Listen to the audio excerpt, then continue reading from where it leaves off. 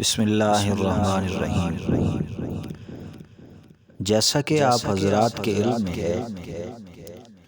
کہ آج کل کے زمانہ میں چوری، ڈکیتی، بد امنی یہ عروج پر ہے،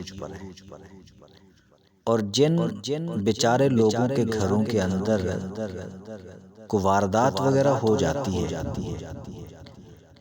پھر وہ جا کے تھانوں کا، عدالتوں کا دروازہ کھٹکھٹاتے ہیں، تو جتنا ان کا مال چوری ہوا ہوتا ہے اس سے دگنا بیچارے وہ تھانوں میں لگا کے آ جاتے ہیں، اور اس بات کی کوئی گارنٹی نہیں ہے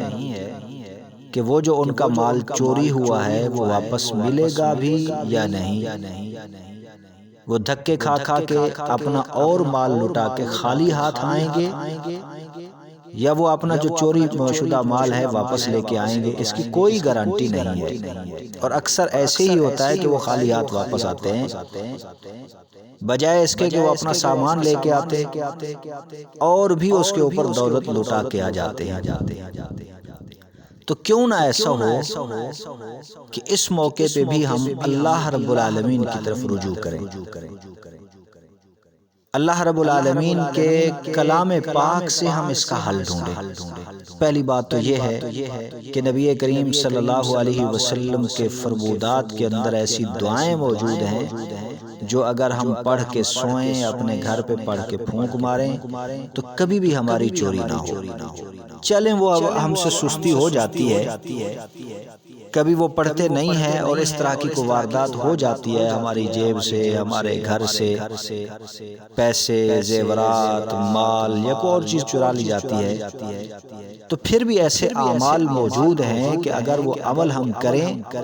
تو تین باتوں میں سے ایک بات ضرور بھی ضرور ہوگی۔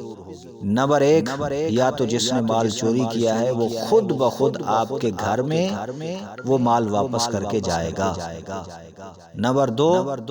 اگر وہ واپس کر کے نہیں جاتا تو پھر رات نیند کی حالت میں خواب کے اندر آپ لوگ دیکھ لیں گے کہ کس نے آپ کی چوری کی ہے۔ یہ عمل کرنے سے آپ کو پتہ چل جائے گا کہ چور کون ہے۔ تو بجائے اس کے کہ آپ تھانوں میں جائیں، وہاں سے جا کے اور دولت لٹائیں، تو کیوں نہ ایسا کریں کہ ہم اللہ کے کلام کی طرف رجوع کریں، یا تو وہ ہمارا سامان واپس آ جائے گا، اگر واپس نہیں آتا تو ہم خود اپنی آنکھوں سے دیکھ لیں گے کہ چور کون ہے۔ جب ہم خود دیکھ لیں گے تو پھر اسے بات بھی کی جا سکتی ہے اور وہ سامان واپس بھی لیا جا سکتا ہے۔ اب آتے ہیں اس مختصر عمل کی طرف کہ وہ عمل ہے کون سا کہ جس کی وجہ سے ہمارا چوری شدہ مال واپس آ سکتا ہے۔ نمبر ایک، پہلا عمل تو یہ ہے کہ جس انسان کے گھر میں کوئی چوری وغیرہ ہوئی ہے تو جس دروازے سے چور مال نکال کے لے گئے ہیں، اگر پتہ نہیں ہے کہاں سے گئے ہوں گے تو مین گیٹ تو ہر گھر کا ہوتا ہی ہے نا، اس مین گیٹ پہ کھڑے ہو کر تین بار قرآن کریم کی سورت ہے والطارق یہ پڑھیں، تین بار مین گیٹ پہ کھڑے ہو کے یہ سورت پڑھیں، ایک دن پڑھیں، دوسرے دن پڑھیں، تیسرے دن پڑھیں، تو انشاءاللہ العزیز آپ کا مال آپ کے گھر میں واپس رکھ دیا جائے گا۔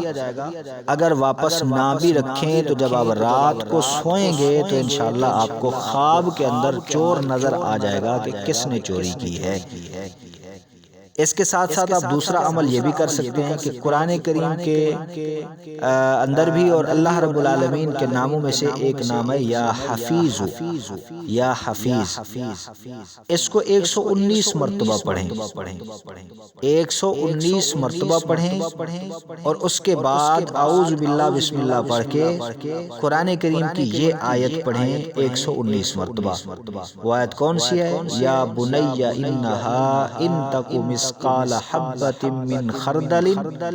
فتکن فی صخرۃ